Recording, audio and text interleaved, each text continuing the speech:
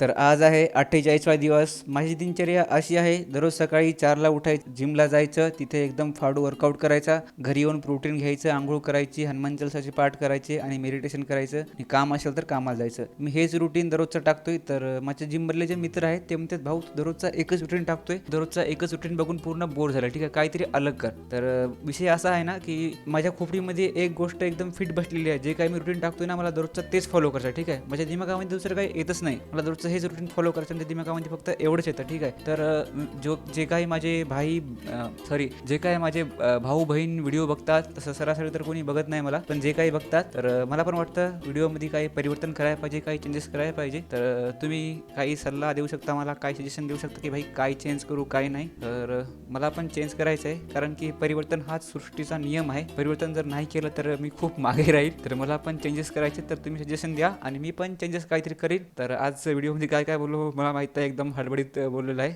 तर याचसोबत उद्या पुन्हा भेटूया. बोला राधे राधे.